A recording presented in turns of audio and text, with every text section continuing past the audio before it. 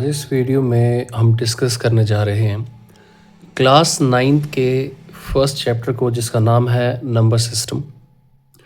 लेकिन video start करने से पहले आप सबसे गुजारिश है कि अगर आप नए हैं या पुराने व्यूअर भी हैं तो प्लीज़ चैनल को सब्सक्राइब ज़रूर करें। आपके सब्सक्राइब करने से हमें भी एक मोटिवेशन मिलेगा आपके लिए बेहतर काम करने का। तो इसी के साथ वीडियो की स्टार्ट करते हैं। ये कंटेंट पेज है। इस कंटेंट पेज में चैप्टर नंबर 1 है नंबर सिस्टम, और एनसीईआरटी के अंदर इसमें ज़्यादा कुछ इतना दिया नहीं हुआ है। मैं आपको पूरी तरीके से ये बताऊंगा या बताने की कोशिश करूंगा कि इस चैप्टर में क्या क्या आपको देखने को मिलेगा, किस किस तरीके के क्वेश्चन आएंगे। देखिए, नंबर सिस्टम जब आपको क्लास 9th में इंट्रोड्यूस होता है तो ये मान के चला जाता है कि आपने क्लास 8 के अंदर रैशनल नंबर पढ़ लिए हैं।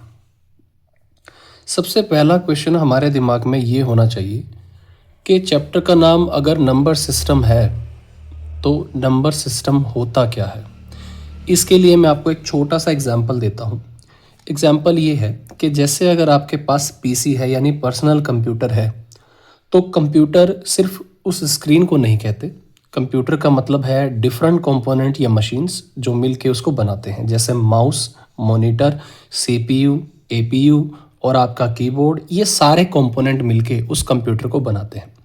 वैसे ही हमारे पास डिफरेंट नंबर फैमिलीज होती हैं जो मिलके एक सिस्टम क्रिएट करेंगी, और हर एक जो है आपके जो है सिस्टम के अंदर, जैसे हर एक पार्ट का अपना एक यूज़ होता है, वैसे ही हर एक नंबर फैमिली का भी अपना एक यूज़ होता है। तो यहाँ पे मैंने डेफिनेशन लिखी हुई है, ये आपको कहीं बुक में देखने को नहीं मिलेगी, लेकिन इससे आप एक ही बार में किसी को भी ये समझा सकते हो कि नंबर सिस्टम होता क्या है।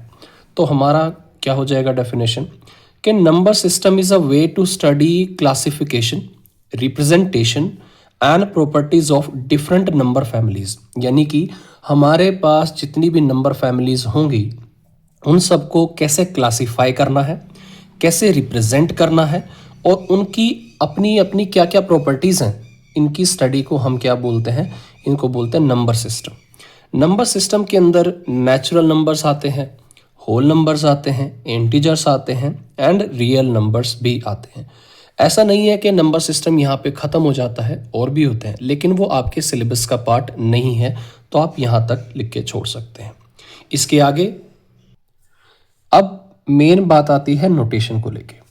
नेचुरल नंबर्स को हम कैपिटल एन से डिनोट करते हैं, होल नंबर्स को कैपिटल डब्ल्यू से डिनोट किया जाता है।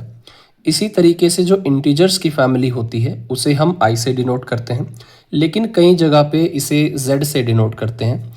जेड जो है वो वर्ड जेलन से आया है, जो एक डिफरेंट लैंग्वेज का वर्ड है, जिसका मतलब भी सेम ही होता है नंबर, ठीक है। क्योंकि उस लैंग्वेज में इसको जेड से डिनोट करते हैं या जी से डिनोट करते हैं, तो वहाँ से सिंबल हम जी भी यूज़ कर सकते हैं। इसके बाद जो रियल नंबर होता है उसे हम आर से डिनोट करते हैं। किसी भी नंबर फैमिली का जो नोटेशन होता है वो कैपिटल लेटर्स में ही यूज़ होता है। यहाँ पे जब हम 8th क्लास में होते हैं तो पहला चैप्टर होता है रैशनल नंबर। उसमें हमें ये सिखाया जाता है कि what is a rational number. तो 9th क्लास में एक स्टेप आगे आके हमें ये बताया जाता है कि रैशनल के साथ इरैशनल क्या होता है, किस तरीके से हम इनको अलग अलग सेपरेट कर सकते हैं या आइडेंटिफिकेशन इनका कर सकते हैं। तो ध्यान रखना, जो रियल नंबर होता है उसके अंदर दो तरह के नंबर्स की कलेक्शन होती है, या दो तरह के नंबर इकट्ठे होके एक रियल नंबर की कलेक्शन बनाते हैं। रैशनल नंबर जिसको क्यू से डिनोट किया जाता है, और इरैशनल नंबर जिसे क्यूब प्राइम, ठीक है, इसे क्यूब प्राइम से डिनोट किया जाता है। तो आप ये कह सकते हो the collection of rationals and irrationals is called the collection या फैमिली ऑफ रियल नंबर्स। इसके बाद बात आती है कि टॉपिक्स टू कवर। इस चैप्टर में हम क्या क्या पढ़ेंगे। ये जो टॉपिक्स हैं ये ऊपर नीचे हैं, लेकिन इनके बाहर कोई भी चीज़ आपको नहीं पढ़नी है, यही पूरे चैप्टर के अंदर पढ़ना है। तो पहला क्या है, सबसे पहले हम ये जानेंगे कि एक रैशनल और इरैशनल नंबर क्या होते हैं, क्या इनके एग्जाम्पल हमें मिल सकते हैं। दूसरा जो मोस्ट इंपॉर्टेंट है, आप इसको स्टार भी कर सकते हो, वो होता है डेसिमल एक्सपेंशन। किसका? नंबर्स का, ठीक है। उसके बाद आपके पास आता है कि आप जजमेंट कैसे करोगे डेसिमल एक्सपेंशन को देख के कि वो एक जो है रैशनल है या इरैशनल है। कई बार हमें डेसिमल एक्सपेंशन को देख के भी करना होता है और कई बार हमें विदाउट डिवीजन भी करना होता है। ठीक है। तीसरा अपना अगला वाला है कि number with bar to convert in p upon q form. ये बहुत इंपॉर्टेंट है, ये एग्जाम में भी आता है। ठीक है। फिर है स्टेटमेंट बेस्ड प्रॉब्लम्स, जिसमें हमें ट्रू या फॉल्स बताना पड़ेगा। ये आपको एक्सरसाइज 1.1 में ही मिल जाएगा। और ट्रू या फॉल्स बताने के साथ साथ मुझे उनका रीज़न भी बताना पड़ेगा।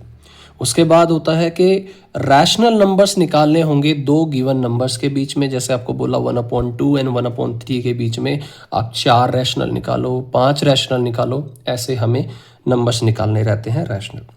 उसके बाद मोस्ट इम्पॉर्टेंट थिंग वो है रैशनलाइजेशन ऑफ डिनोमिनेटर। ये क्वेश्चन बिल्कुल डेफिनेटली पक्का है, जिन पे स्टार लगा रहा हूँ। ये मोस्ट इम्पॉर्टेंट कॉन्सेप्ट्स या टॉपिक्स हैं जिनको हमें पढ़ना ही पढ़ना है या जो हमें डेफिनेटली आने ही चाहिए। फिर है representation of root m on the number line where m is a natural number. ठीक है। तो इसको हम रूट एम को कैसे नंबर लाइन पे दिखाएं, ये भी एक कॉन्सेप्ट होता है, लेकिन एग्जाम्स में ये नहीं आता है इतना। इसमें सिर्फ ये जो 3 दिखाए मैंने, ये मोस्ट इंपॉर्टेंट होते हैं। इससे पहले कि हम आगे बढ़ें, आपको ये जो फ्लो चार्ट है ये जान लेना ज़रूरी है।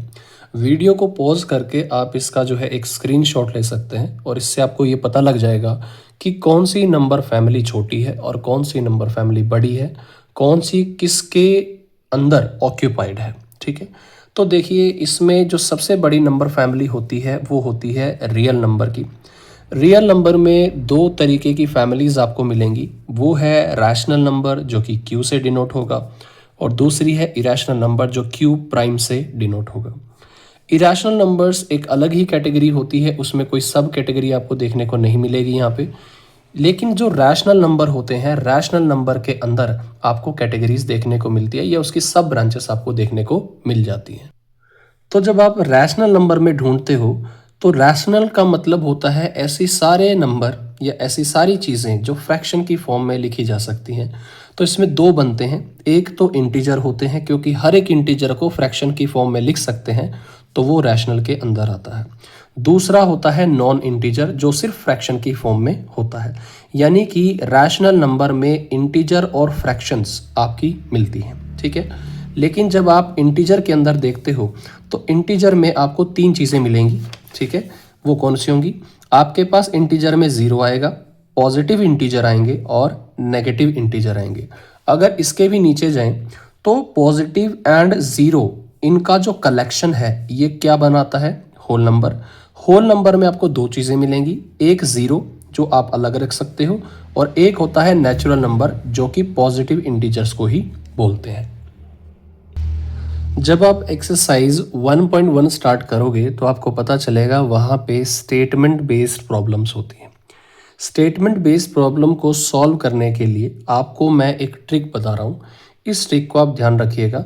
यहाँ से आप किसी भी तरीके का स्टेटमेंट एक ही बार में बना लोगे। आपको 3 सेकंड क्या 2 सेकंड भी सोचने की ज़रूरत नहीं पड़ेगी, एक ही सेकंड में आपका आंसर आ जाएगा।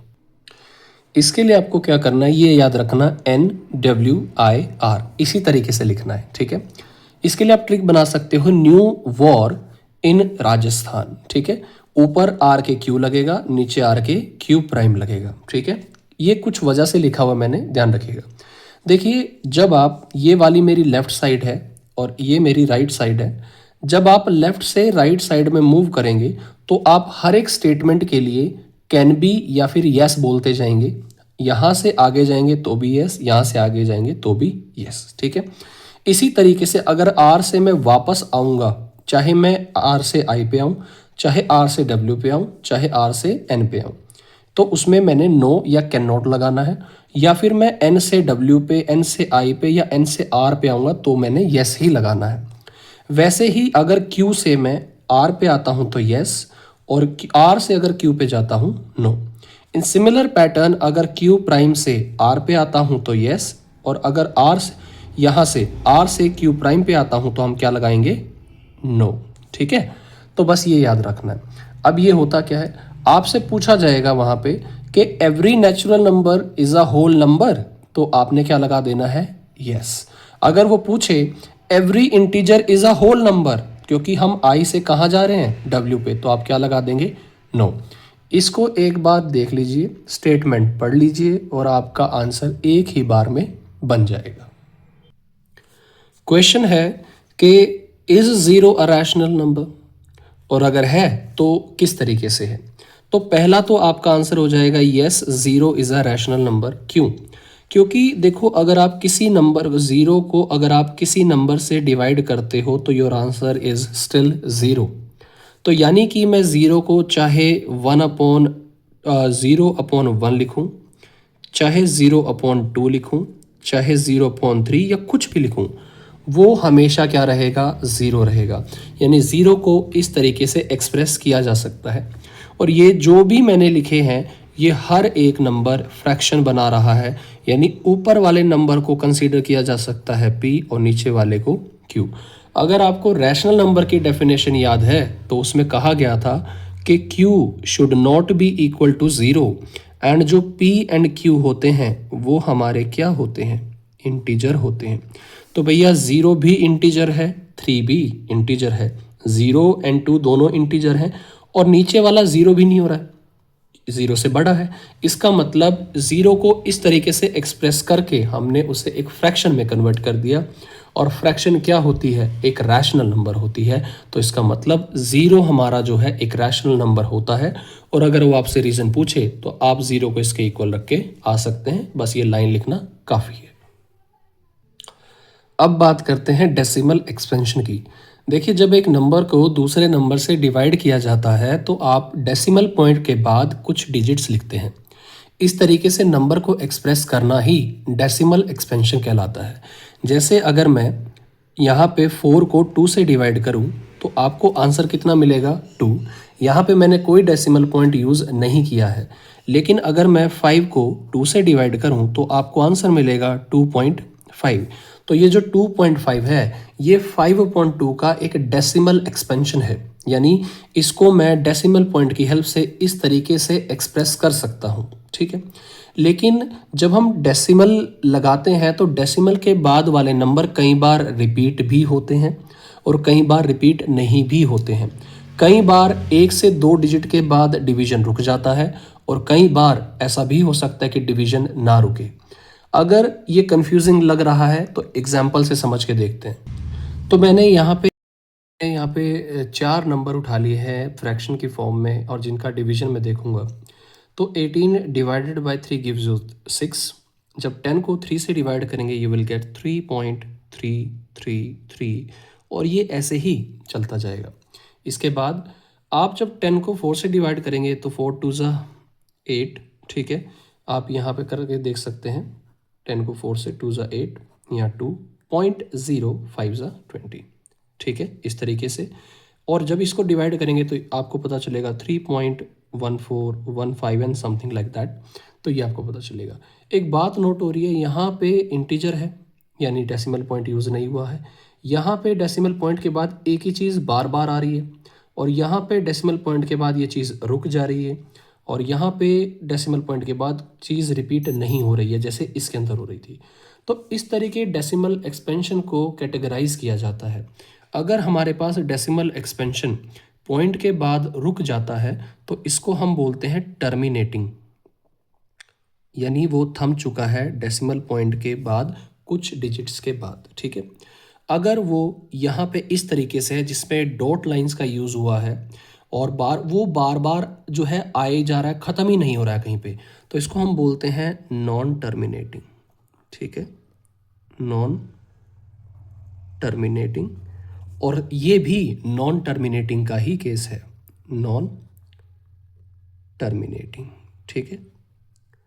लेकिन जो नॉन टर्मिनेटिंग है इनमें सब कैटेगरीज होती हैं। इसके अंदर एक ही चीज़ बार बार रिपीटेशन पे है तो हम इसको बोलते हैं नॉन टर्मिनेटिंग एंड रिपीटिंग, कि ये नॉन। नेक्स्ट वीडियो में मैं आपको ये जो 3 हैं डेसिमल एक्सपेंशन के एग्जाम्पल्स, क्वेश्चंस सब कराऊंगा। नंबर विद बार को कैसे सॉल्व किया जाता है P/Q की फॉर्म में, ये बताऊंगा। और किसी नंबर का रैशनलाइजेशन कैसे किया जाता है वो भी बताऊंगा। तो वो सब मैं एक नेक्स्ट वीडियो में, बहुत ही डेडिकेटेड वीडियो रहेगा वो, उसमें मैं आपको बिल्कुल आराम से समझाऊंगा, ठीक है। और जाने से पहले प्लीज़ डू सब्सक्राइब, और अगर आपको काम अच्छा लगे तो आप शेयर भी कर सकते हैं।